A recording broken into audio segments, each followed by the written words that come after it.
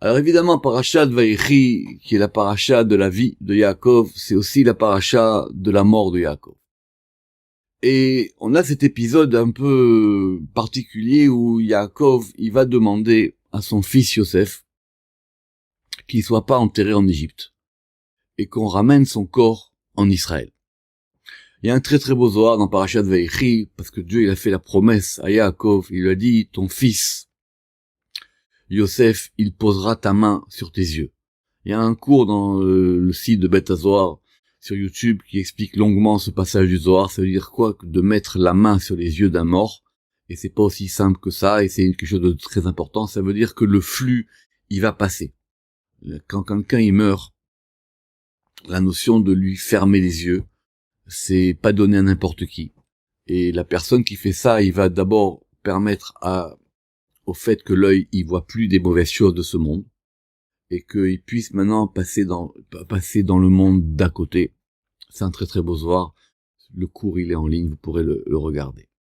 Mais, le Zohar, là-bas, il pose une grande question, à savoir et une question d'actualité pour tout le monde. Est-ce que c'est aussi facile que ça, de déplacer un corps de quelqu'un qui est mort en dehors de la terre d'Israël, pour pouvoir l'enterrer en Eretz Israël? Le Zohar, il est très très clair là-dessus. C'est quelque chose qui est pas bien du tout. Le Zohar, il dit, la terre d'Israël, c'est pas une poubelle. Quand quelqu'un, il meurt dans un endroit, sa neshama, elle va partir dans l'endroit où il est. Et le corps, il va rester. Et quand on prend le corps, et qu'on va le déplacer dans la terre d'Israël, alors le Zohar, il dit, c'est quoi? La neshama, elle est partie là où la personne, elle est morte. Et donc vous allez simplement ramener des cadavres en Israël. Le Zohar, il ramène un verset particulier là-dessus, où il dit effectivement que c'est pas du tout une bonne chose.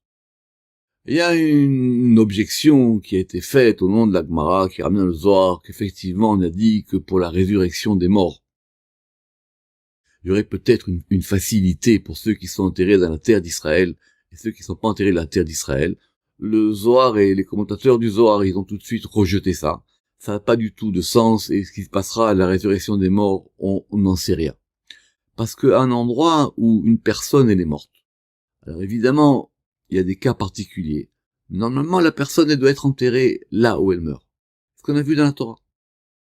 Alors la question se pose maintenant, qu'en est-il de Yaakov? Justement, Yaakov, c'est une exception.